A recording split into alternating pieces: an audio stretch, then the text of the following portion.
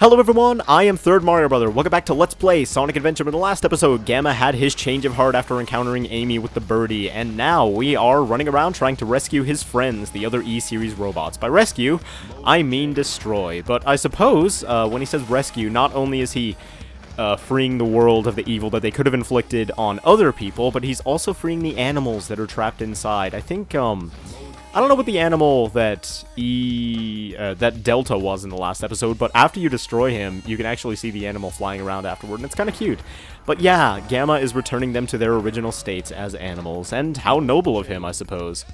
Anyway, our next action stage is Red Mountain, and instead of having to find the monkey destruction switch or whatever, we can just be super aggressive about it and shoot a missile at the cage instead.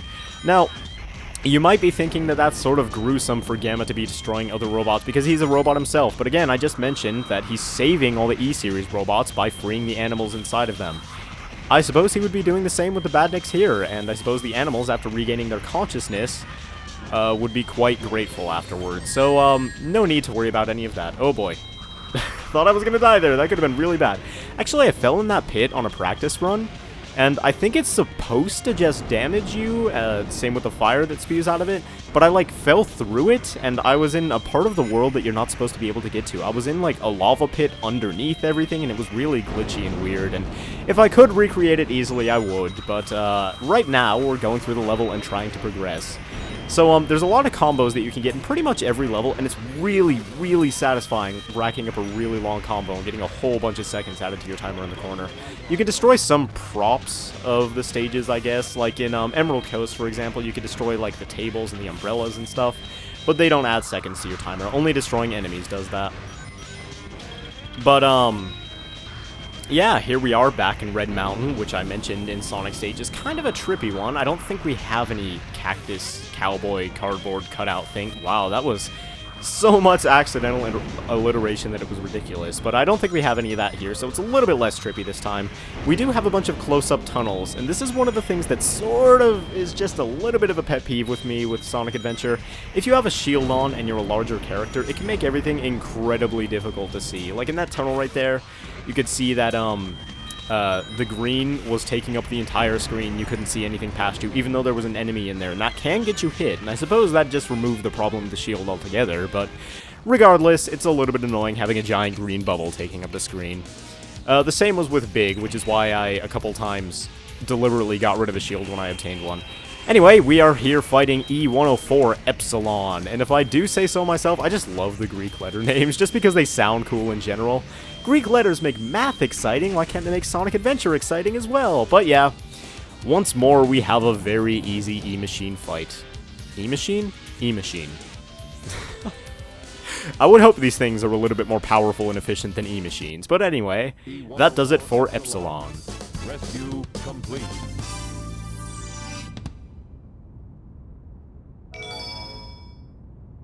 E-103 Delta, E-104 Epsilon. Rescue mission accomplished. E-105 Zeta, E-101 Beta. Location unknown.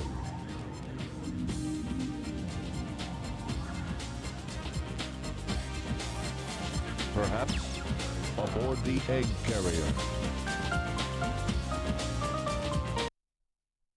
And yes, if you remember, in the last episode we saw that Beta was getting modified, and he looked quite sinister aboard the egg carrier, so Gamma's first assumption is that he and Zeta will probably be there as well. And we haven't seen Zeta in a while. I wonder if anything's happened to him.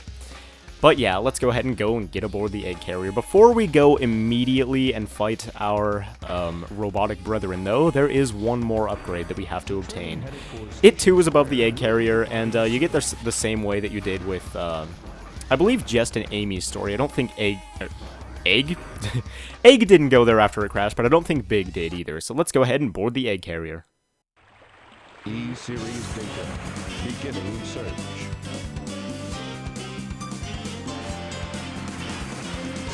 Accessing data. Hot shelter. E-Series location confirmed. Unlocking hot shelter sector now. Yeah, I like how Gamma was imbued with all these powers to, like, control things aboard the egg carrier. Like, right there, he unlocked the hot shelter. And now he's using it against Eggman. Well, not really, because Eggman's not too interested in what's happening aboard the egg carrier anymore, because it's crashed and useless. But anyway, it's kind of cool, I think, that Gamma can control elements of the ship, even though he's not technically part of the crew anymore. So, now that we're in the egg carrier, we saw last time that Gamma's jet booster upgrade was on that side of the ship over there, in the ammunition room. This time, because this is an optional upgrade, there's nothing that points you specifically to it, you just get rewarded for wandering around. It is in the reservoir. Wastewater to be drained is stored here. So yay, this is where Eggman's poop goes. Along with guns, apparently. Here's your laser blaster. Its blast damages enemies in a wide pattern.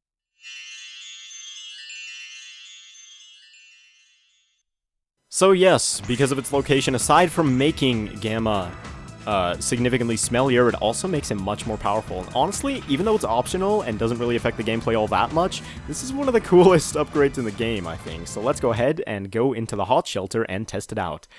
Before we get started here, you have to note that this is Gamma's last action stage, so we're already approaching the end of Gamma's story, and thus the end of the game, because this is the last story in this game. Well, last normal story, at least. If you've ever played a Sonic game, I'm sure you know what I'm hinting at. But anyway, this is what the laser blaster does. Not only does it add a pew pew pew sort of sound effect every time you shoot something with Gamma's arm cannon, but it also makes his explosions from his missiles significantly bigger, and it causes so much carnage, and it's so fun. Like, if you only lock onto one enemy, and you shoot a missile at it, it can destroy the enemies beside it, and I think that's one of the coolest things ever. For some reason. I know it's a simple gimmick, but I just think it's really cool. And another thing to note about Gamma, which is really strange, I'm pretty much positive about it now that the characters climb ladders at different speeds. Because Gamma climbs ladders super slowly. I don't know why. If Robotnik had the initiative to make him such a super advanced robot with the ability to destroy anything and conquer any terrain, you'd think he'd have the coordination to be able to climb a ladder properly as well. At least as well as Big the Cat. I mean, Big was giant and he climbed him super fast. I don't know. Given that Big lives in the jungle, maybe that was all he had to do every single day, was climb up and down the ladder that was the entrance to the Mystic Ruins jungle bit, but I don't know. Anyway, point is, Gamma climbs ladders slowly, and you might not want to get stuck on them because you might have the risk of running out of time. Speaking of that, this is by far Gamma's longest level. It's quite a cool level, and I do very much enjoy it. But you have to be careful here, especially if you're a first-time player or you're not entirely sure what you're doing, because there's a legitimate risk of running out of time here.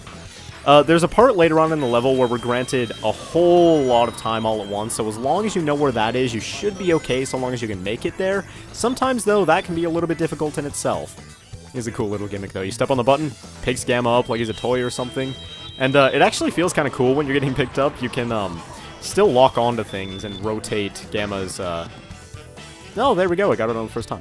And rotate Gamma's little laser, and it's really cool. Anyway, we are headed into the second part of the level, and this is a really cool part. And now that I think about it, for the first time, actually, the bit in Rail Canyon, I believe? Was it Rail Canyon, or was it the other one that's paired with Rail Canyon? There's a train section in Sonic Heroes, and I know I constantly make the comparison, but Sonic Heroes was as prevalent in my childhood as this game, if not more so.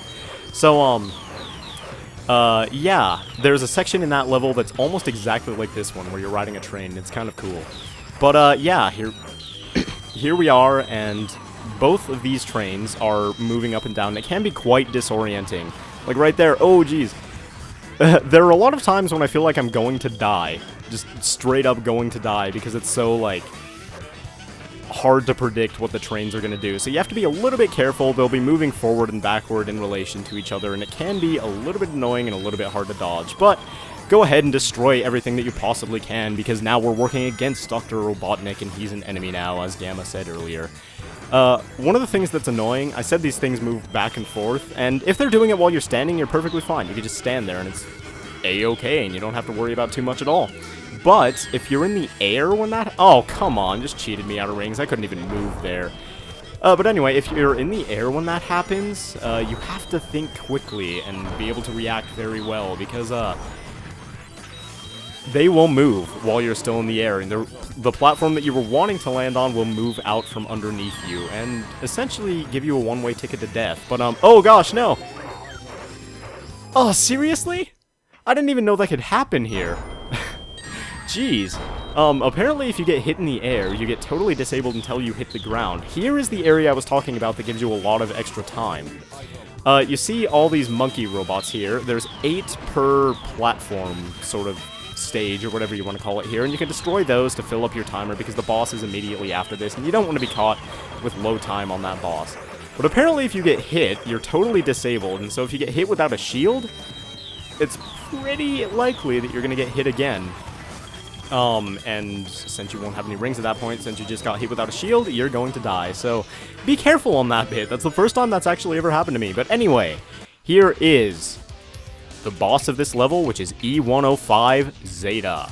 And yeah, he has been modified quite a bit, if my hint earlier didn't give that away to you, with Sega Dreamcasts. And those are the most intimidating weapon of all, especially since they're blurry and don't look very good. But anyway, all you have to do here is aim at each of his cannons, lock onto them, destroy them, and E-105 Zeta is done for.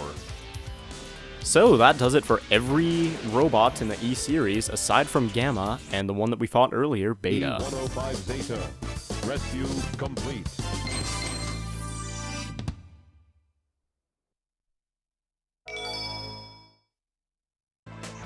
Since we've only got 2 E-series robots left, and that was indeed Gamma's last action stage, you can probably guess that we're nearing the end of Gamma's story, which we will get to in the next episode of Let's Play Sonic Adventure, so I'd like to thank you all very much for watching, and I hope you tune in next time to see the end of Gamma's story. See you guys then.